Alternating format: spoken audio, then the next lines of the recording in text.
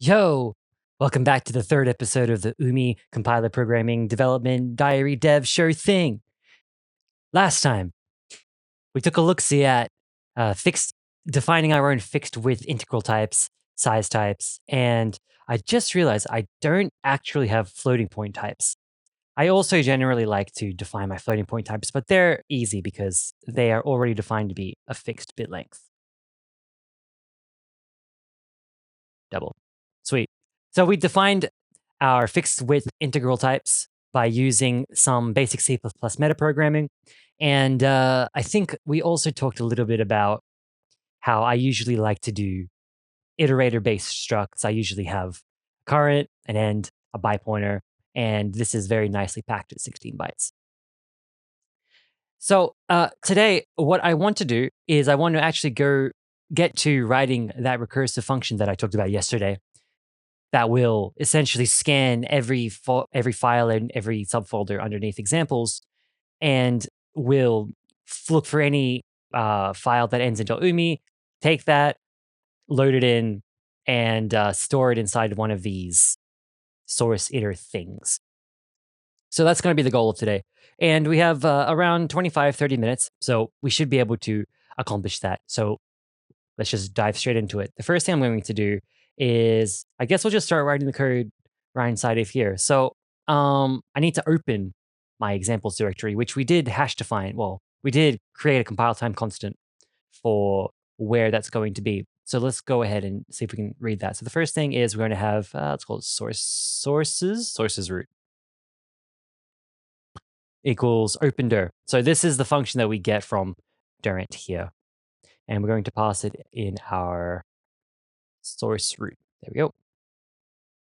And if you're used to other languages, usually the programming language would offer you a nice way to do iteration in some abstracted way. C++ is not so helpful without being, well, it does have its own, as of C++ 17, it does technically have its own file system header and file system library, but it's originally based off of the Boost file system, like their implementation. And if you've ever used Boost, you know just how heavy it is. So we're not going to do that.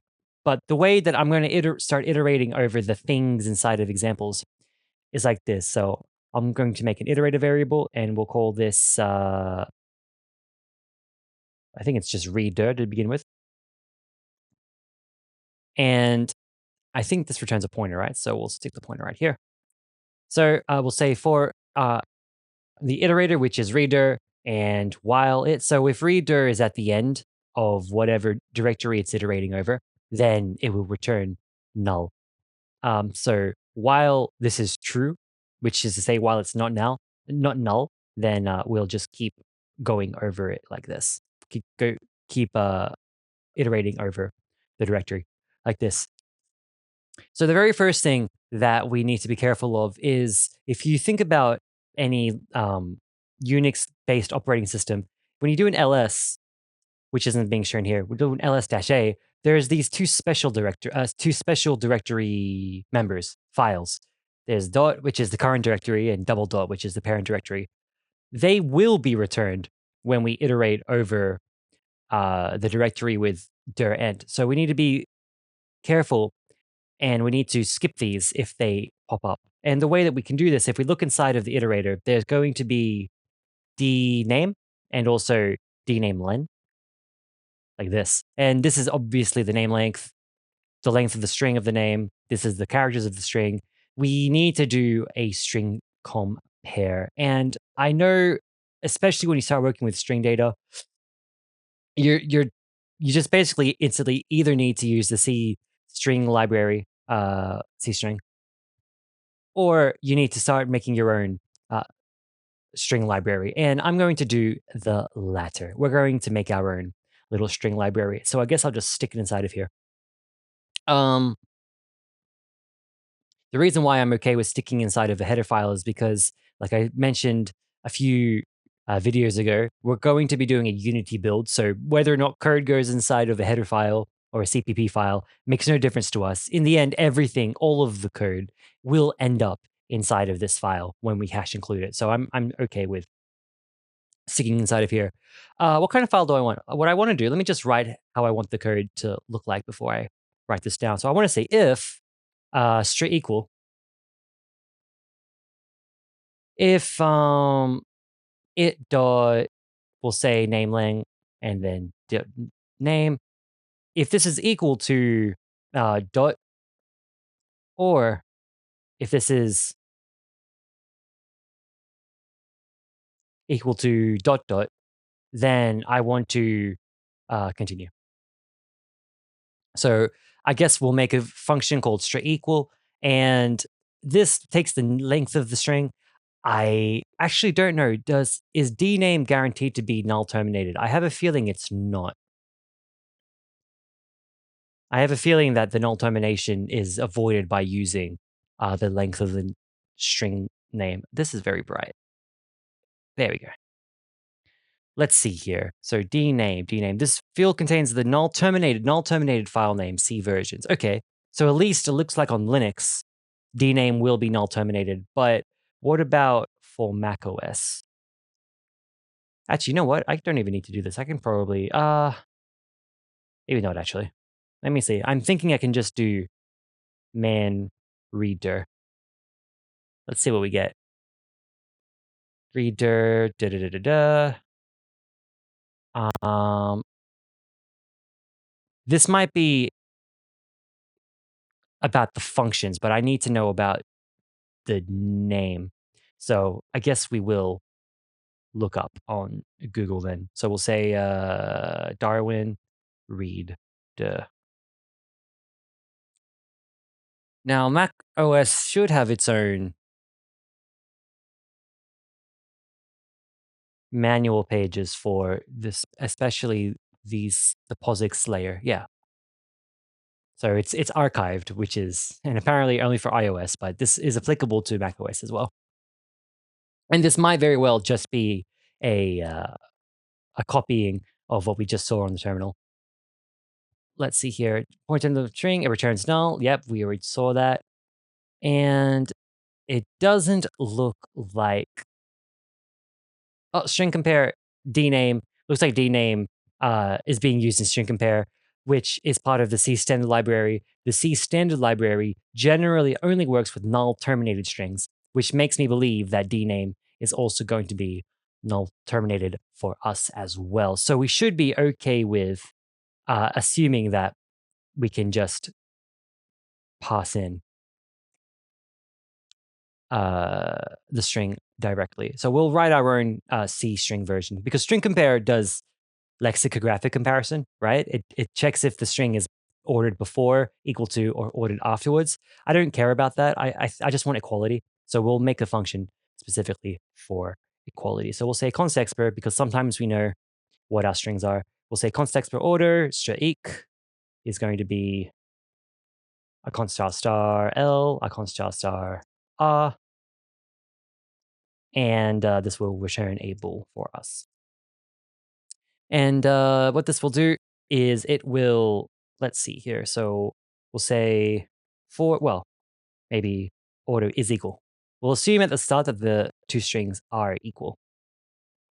And at the end, we will return that. Well, you know what? We can actually write this a bit more compactly if we do it like this. So for order I equals 0, while I is, while L of I does not equal, well, while L of I, right? Because the null terminated character, which is this will evaluate to false. So we can just say, we can be concise and just say L of I and also R of I. Then we'll increase I for every iteration of the loop. I suppose, you know what? Because we don't have guarantees that R and L themselves are not null. So this could crash. But you know what? If these are null, if one of these is null, let me think about this for a quick second. You know what? I guess we will actually put an is equal here. So is equal will, this is actually a little tricky because if L if one of these is null, then obviously they're not equal. But if they're both null, are the two strings equal? I suppose you would assume yes, but you know what? I would rather just crash if one of them is null, because I don't think comparing against null, like catching that case here, I don't want to handle it. So if one of these is null, we'll just crash. It's fine. But the way that we can do this is we can say if L of I is equal to R of I or not equal to, then we will return false. This is the so-called early exit. And otherwise, if we get through the entire loop and we never enter here, that means that the two strings were in fact byte-wise equal, and we can return true. This will work for, it should work for strings that are encoded in the same encoding, and not counting things that are logically equivalent. This will do an exact comparison, a byte-wise comparison. So there we go. Excellent. And now we can remove the extra argument here as well. Cool. Okay, so if our directory is either dot or dot dot, we will skip it. The next thing that we need to do is we need to see if the file in question is a directory or not. Well, no, we'll see if it ends in .umi first. Okay, so the way that we're going to do that is I also want to have a str. Oh, should I the eternal question? Should I follow the C convention and have no spaces or breaks between things? No, we're we're a bit more civilized than that. So we'll say str underscore and str ends with. So this will do a suffix check. So if the D name, if this ends with .umi, then we will use it. So let's go ahead and write this function.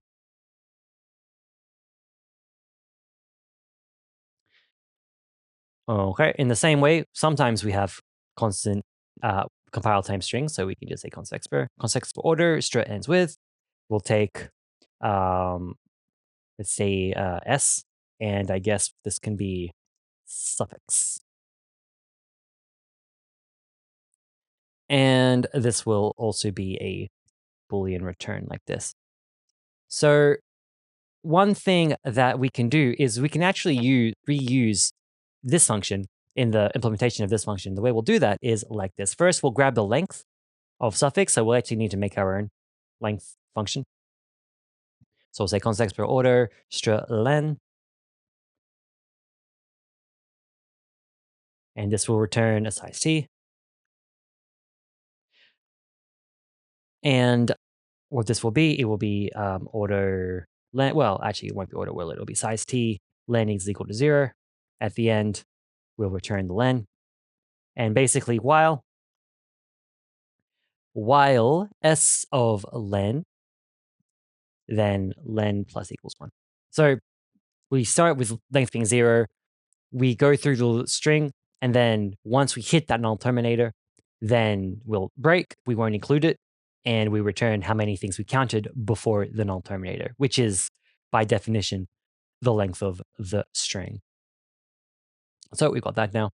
So we can get maybe suff len.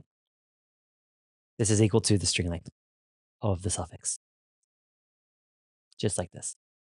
And now we can say s, not s, we'll say s ending will be equal to s plus, we don't know the length of s, unfortunately. So we'll need to grab the length of s as well.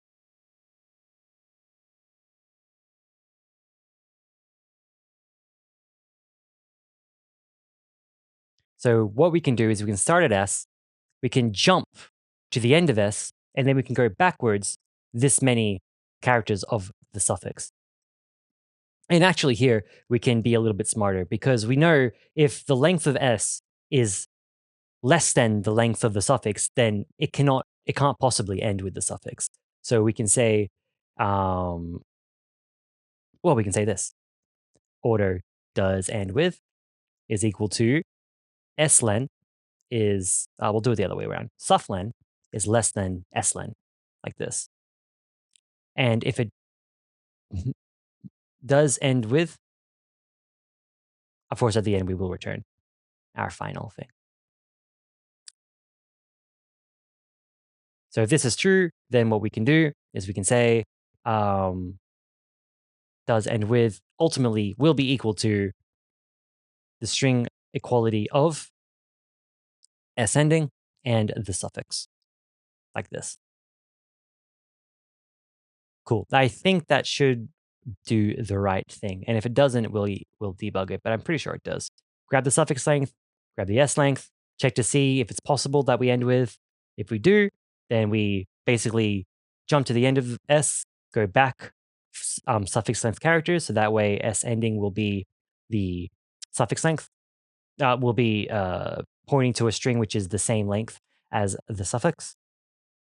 And then we just check to see if those two strings are the same in terms of characters. And that should do the right thing. Excellent.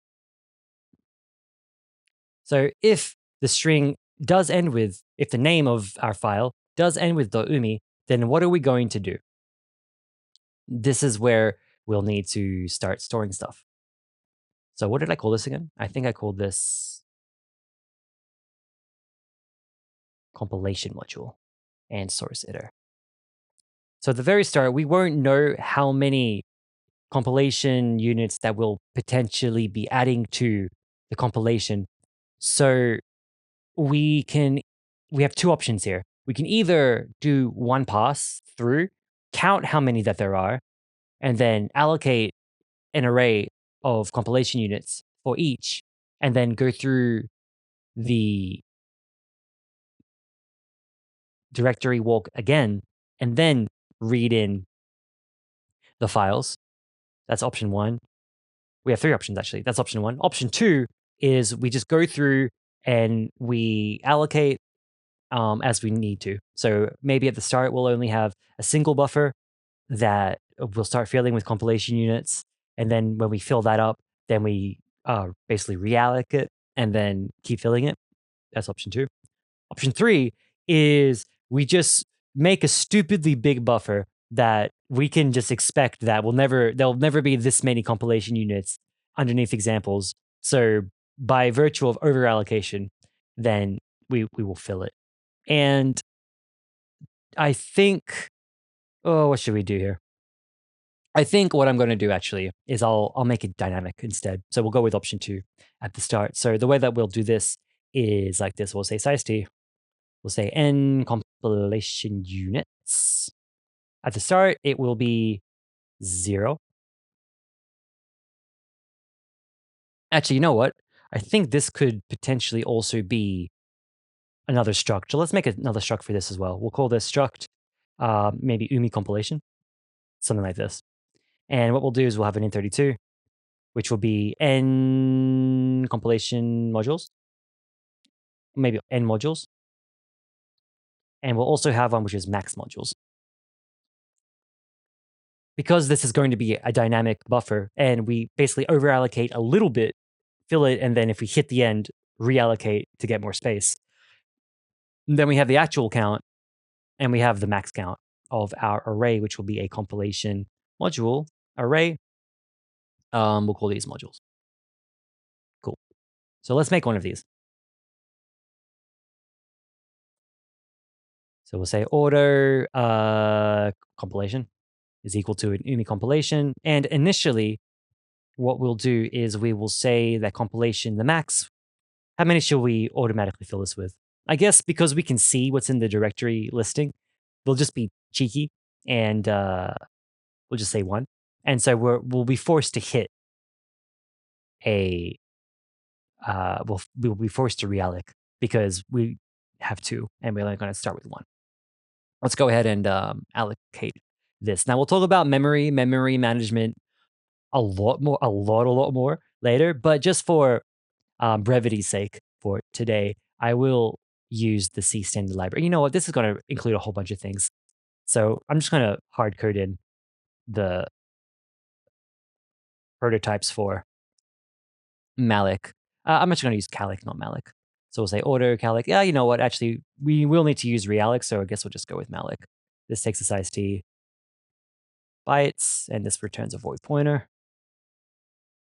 And then there's also realloc, which also takes in size bytes and returns a void star like this. And we'll say the compilation modules is we will malloc. You know what? Malloc is okay, but to be honest, I don't like the fact that it returns a void pointer. What I would actually much rather have is typed allocation.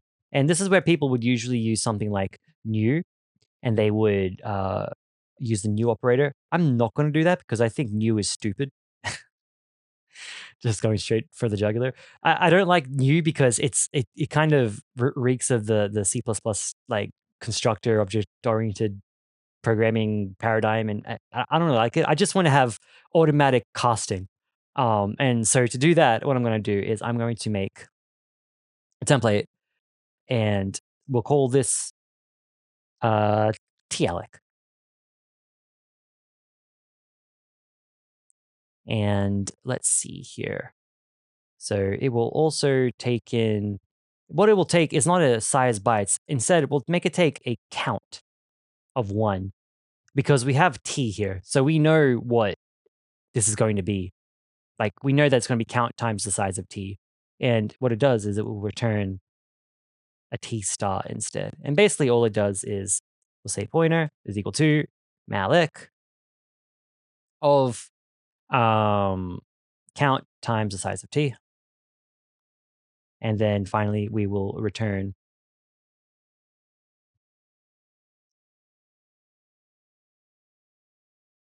pointer as a t star. And now everyone's happy. Now,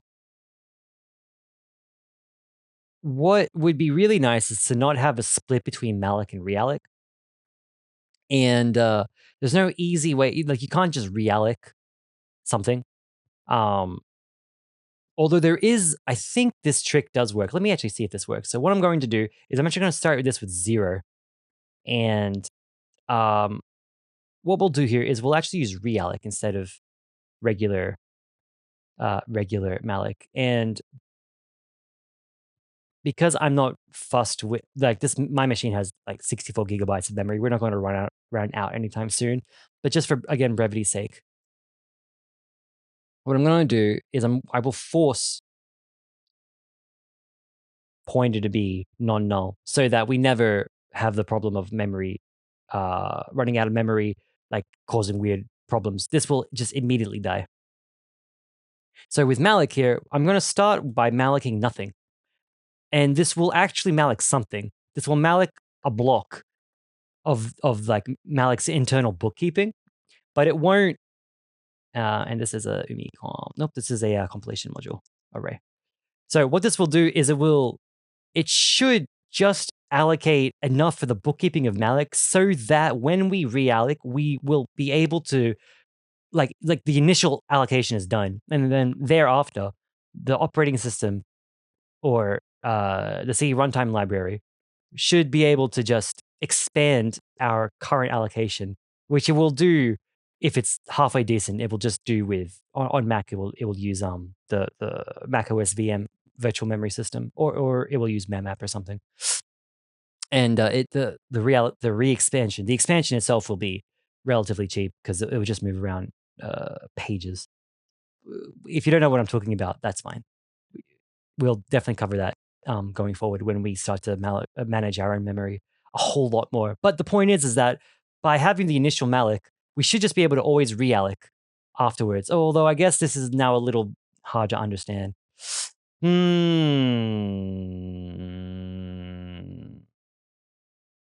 I guess we'll call this T realloc then, just for the time being.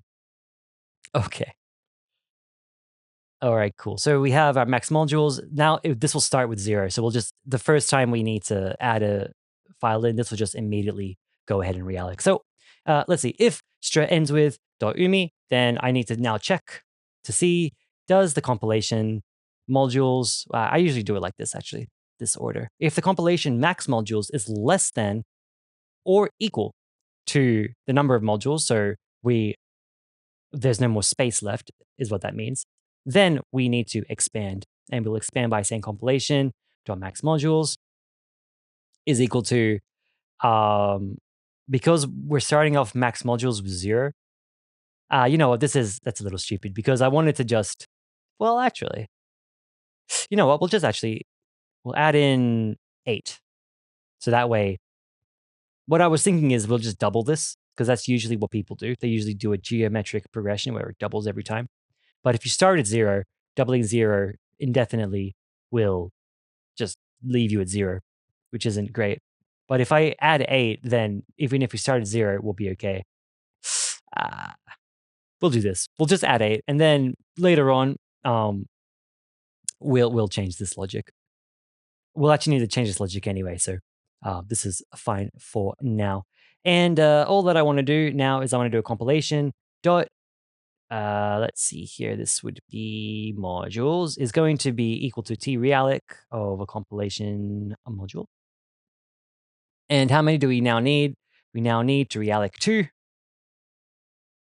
max modules. See how much nicer that is? And the cool thing about this is when you realloc stuff, it will automatically copy the memory into the next, like when you expand it, it will copy. Although it's probably not even going to do a copy. And again, we'll talk about that when we talk about paged memory. But so this expansion should do the right thing. And then the next thing that I want to do is I want to read the file. So the way that we can do this is we can say, let's make a new function here. Because I know I'm going to want this. And we'll call this, let's see here, order POSIX read entire file. Something's just real stupid. And it will take a const char star file name. And what this will return for us is, I need this to return a buffer actually. I guess we'll have this return a source iter for us. Even though technically, well, you know what we can do? We can do this.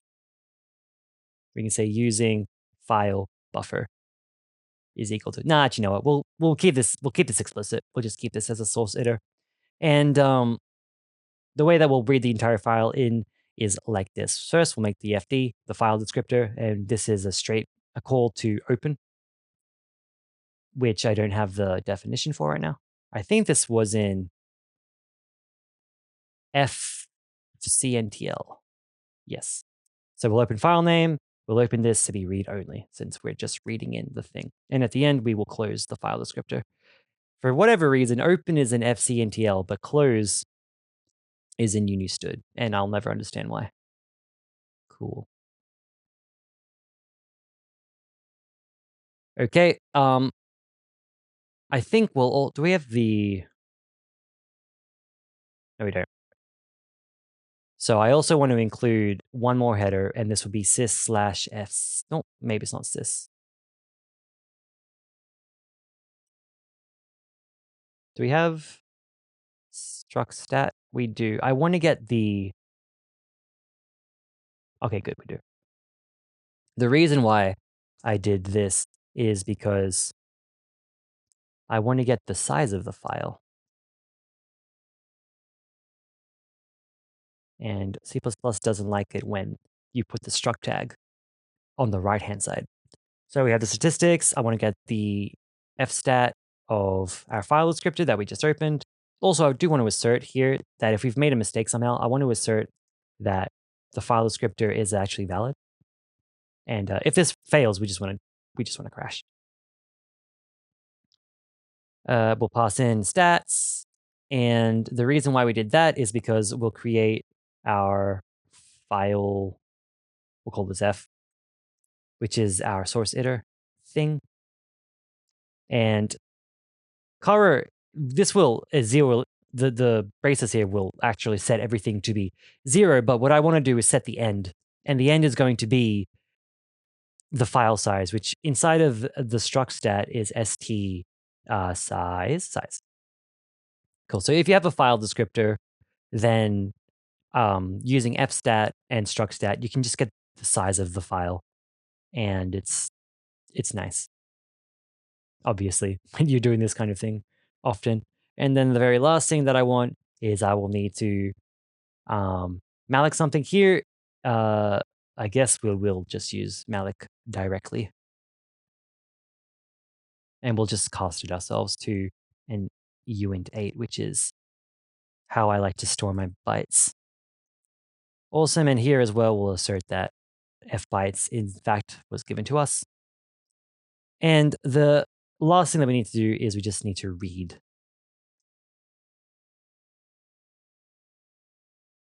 So we'll read in file descriptor, where will it go?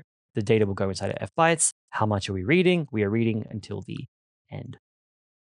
And I just wonder, I always like to assert this because you never know when you move code around if things have broken. I want to make sure that the amount that I read is in fact equal to the amount that I was expecting to read, which was f.end. And assuming everything goes well, then we will close the file descriptor and we will return our f thing like this. Simple as that. So open the file, get the file size, make memory for the file in memory buffer, and then read in the stuff, close the file descriptor, return our in memory representation. Nice and simple. So for here, when we're reading in our module, we just want to say to say compilation dot modules. We'll say n modules plus plus. So n modules here is starting at 0 because again, these braces will set compilation, everything inside of compilation to 0, which this isn't displaying properly, but it will set everything here to 0, 0, null. So at the start, compilation of n modules will be 0. So the 0th element, which we know we have at least one extra spot because we expanded here, we'll set this to be equal to POSIX read entire file of it.dname. And why are you giving me an issue? What's inside of here? Compilation module. True. That's true.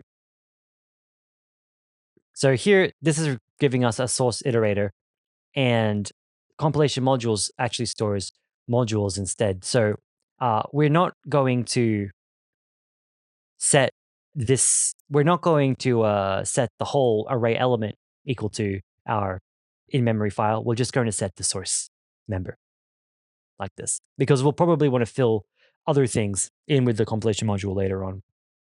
But for the source, we just need to set the source like this. So let's it's been a lot of code. Let's see if this compiles. Oh, it compiles. It's a good start. Let's see if we've made any terrible mistakes. So sources root is null. That's a little scary. Why is this null? I'm not going to lie, that's actually pretty bad. I have a feeling the reason why this is null is almost certainly because of the working directory. So where is this going from? We'll stick this right here. Okay, let's give this a second shot. Oh, would you look at that? It did the right thing. Okay, so we'll read the dir. Looks like it was not null, so that's good. What did we get here? So it looks like from the very start, we got dot and dot dot. Which one did we get? We got dot. So we'll skip this. And we got dot dot, so we'll skip that. And we skipped this. So what's the first thing that we see here? Stood lib. So it looks like this is basically going in order. And we hit this directory. Now, we haven't done anything with this yet. So this should just skip over. And it does. Okay. So now, what file do we have? We have umi. So let's see, did we write our strlen function correctly? So suffix length is in fact length 4. And the length of main.umi, that's 4, plus 1 is 5, plus 3 is 8. So that does the right thing. Yes, we're good to go. The ending here, you can see is .umi, so we did our pointer arithmetic just fine. Is this equal? This is still true. So it looks like that did the right thing as well. Cool. Okay, because I think we're starting at 0, so we should enter inside of this if block. Max modules plus 8. Very good. Now let's see if my trick worked. So we just allocated the bookkeeping block. So our realloc here should return us proper pointer. And it looks like it did not. Bug inclined to have lived malloc pointer being freed was not allocated. So this is kind of what I was a little afraid of. So yeah, I from what I understood, realloc should be able to take a pointer. Actually, wait, realloc, did I call this right? Yeah, no, I called this right. Like if you look at the documentation for realloc, the reallocation is done by either expanding or contracting the existing area pointed to by pointer. Huh. Well, that's very interesting. This should take a pointer. That's kind of what I was thinking. But why did this not? Oh, I know why. It's because I'm stupid. And I didn't put the correct. Probably somebody was screaming at the screen just then because I didn't pass in the right thing. Um, my bad. My bad. So this should take in. We'll take in a T star. This is existing, and you are the thing. Okay, which means here our realloc will need to take in modules. Okay, let's try that again. So you should actually only ever do this if you're sure what the prototypes actually are. I'm pretty sure I've got malloc right, but just to be sure, I guess we'll check what malloc is as well. But I'm pretty sure that's what malloc is. Let's see. Where is malloc?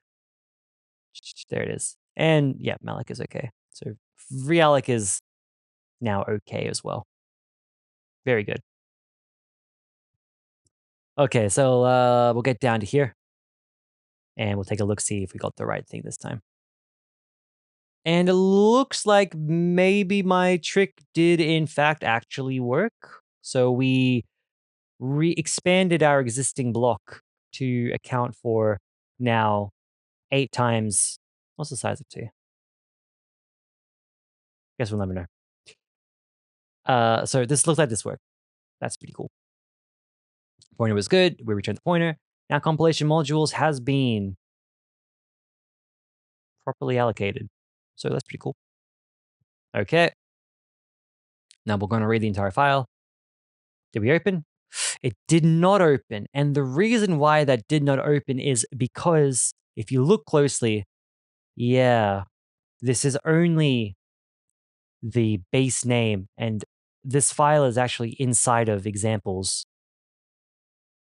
And so it will be looking in the wrong directory. So what we could do here is we can, probably the easiest thing to do for us is we'll just do a manual change directory.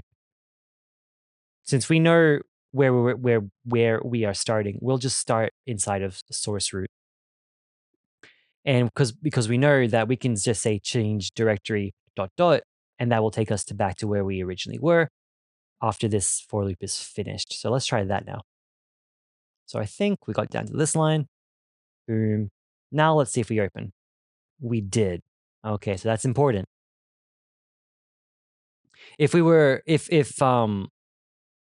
were able to pass in like an array of file names, I would just pass in each individual intermediate directory.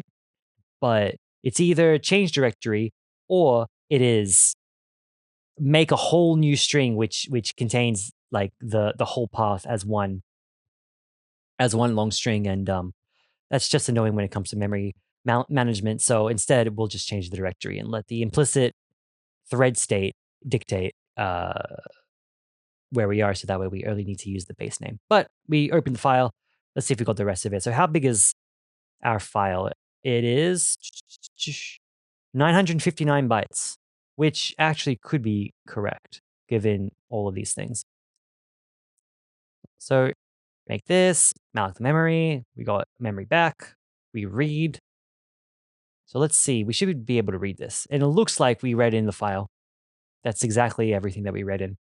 Yeah, down to probably down here. This the final terminated byte is probably there. I think. Yes.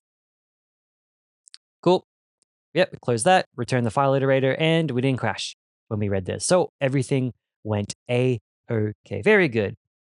Sweet. So I think we're going a little over time. So I think what we'll do is we'll wrap things up here. And next time we'll go ahead and we'll deal with making this function be able to drop down into subdirectories, adding a little bit of that recursive flavor to this function. So I'm excited for that. Once we do that, then we're going to be able to start actually parsing the language. And that's going to be that's kind of when everyone thinks of a new programming language, everyone always thinks about the parser because that's kind of the easiest thing to start off with. If you just jump straight into, say, semantic analysis or code gen, uh, usually people use a pre-existing backend for that. But that's neither here nor there. For now, thank you so much for watching. And you've been watching the Umi programming language developer diary. It's 50% educational, 50% entertainment. Thank you so much for watching. Please leave your comments down below. I know I may have glossed over a lot of things, and a lot of this kind of has pre-existing knowledge requirements. So if you didn't understand anything, then let me know, and we'll talk about it because knowledge is power, and also so is C++, and soon to be Umi. So yes, thank you so much for watching. Take care.